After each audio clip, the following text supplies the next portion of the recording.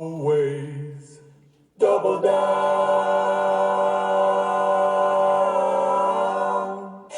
Legalize gambling. Would you be for or against the idea? I think if it's heavily regulated, I think it's okay. I don't think the vice arguments are really valid. If people want to lose their money gambling, that's their right, And obviously, it's good revenue generation for the city. And if people want to gamble, why not? Make a buck off it and tax the hell out of it. Bring them on. Everybody goes to Jersey, spends all the cash. Bring it here. If you want to gamble, you should go to one place, and you should be able to gamble at this one place, like Atlantic City, which we just came from, and I lost all my money. So I think I'm against just random slot machines or whatever, gambling all over the place.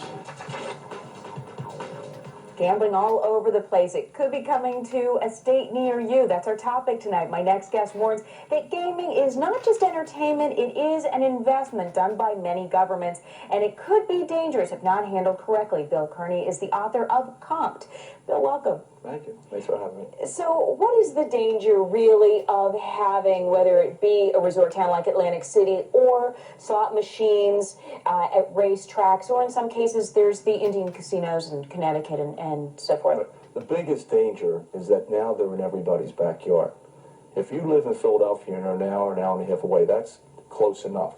But now they're going to be 20 minutes, 15 minutes, a half hour. If you live in northeast Philadelphia, you're going to have the racetrack in Ben Sam with the slot machines. You're going to have two stand-up venues right in Center City, Philadelphia. And it's just too close. And it's ridiculous to put these things. Most people don't realize the blind items that are used in this industry. That is really what gets the person addicted to the gambling. The gambling, well, first of all, in this, they call it the gaming. It's not called gambling anymore. Now it's called gaming. And it's a good name for it because I always refer to gaming as humans with rifles and guns shooting defenseless animals for entertainment. It's not quite that humane, okay? These guys are going to open up. They're going to open up here in the 14 venues in Pennsylvania. They're going to run them just like they run Atlantic City and all the other casinos and racinos throughout the country. They're going to be comping. They're going to give those reward cards that everyone carries. In their pocket. They go in with those cards. They're like credit cards. They have your account number on it. You put that into a machine, or you give it to a floor person, or if you're playing table games, which they don't have yet here, okay, but they will have them because now that they're legalized in this state, Delaware and West Virginia are going to go full-blown casinos with table games in order to compete. And our viewers in Maine and our viewers in Maryland are also considering right now whether they're going to allow this same type of thing in their states. So what if they are allowed in all these other states, and then we do know now that they will be allowed in Pennsylvania, what's some of the concern? If you could regulate this yourself, if Bill was king, what would you ask them to do? The first thing I would do, if you're going through the trouble, well, first of all, they have $30 million put aside for 3 years for this computer system that's going to track every slot machine in Pennsylvania. Mm-hmm. They're going to be able to track a fly if it flies into this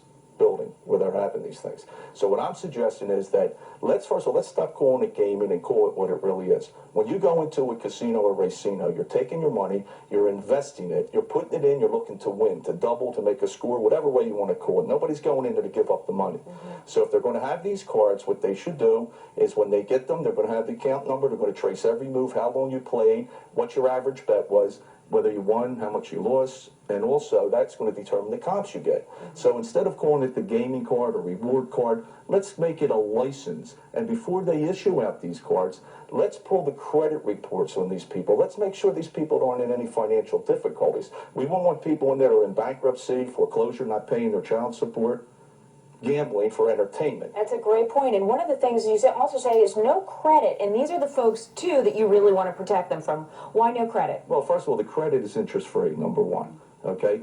If right now I think it's anywhere between $500 and $600 million a year is put into collection in the gaming industry throughout this country.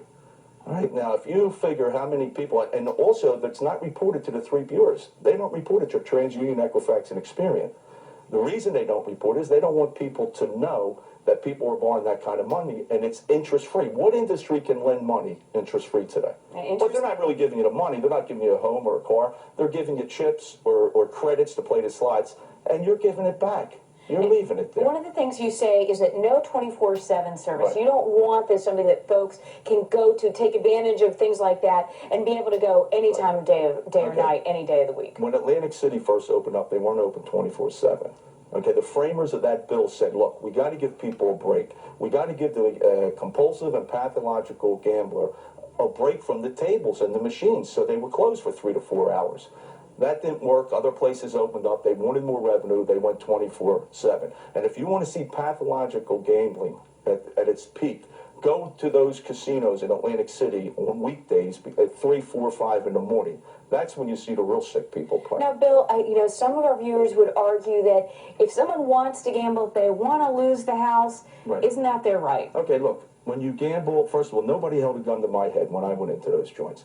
But once you get inside, if you don't know these blind items that I'm talking about, all right, you're going to fall for the same thing I fell for. So you just want an educated person If you got watching to it. educate people, because, if you go in, you're going to be mesmerized by the beauty, the sound, the excitement, and you're going to get killed. I mean, look, that happens. It happens. It's happened as we're doing this interview right now. And you're saying that some of the ways to avoid that also are no free alcohol for folks. Yeah, well, that's and a joke. no ATMs Right. around, so you can't get that Right. easy cash. You said it'd be really helpful for these folks to have a monthly statement of Right. what they've spent. See, that's the main thing. I have 7 things that I bring up. Like you said, no 24/7, no alcohol, which is a joke because think of any transaction you make with any type of financial transaction. If they were feeding you free booze while you were doing it. You wouldn't be But- buying stocks if Right, you you would wouldn't have be your buying stocks. cocktails, But that's the for thing, sure. what I like to see them do here in Pennsylvania, and what I'm telling you has gone to the 4 appointees for this gaming board that Ed Rendell and his. Okay, what I like to see them do is mail a monthly statement. Beans are tracking them with the card, show them how much they won, how much they lost, what comps they got, and let the consumer say whether or not it's worth it, and also let the spouses of those players have access to that information. Bill Kearney, very good advice. Thank Thank you. you so much for joining me.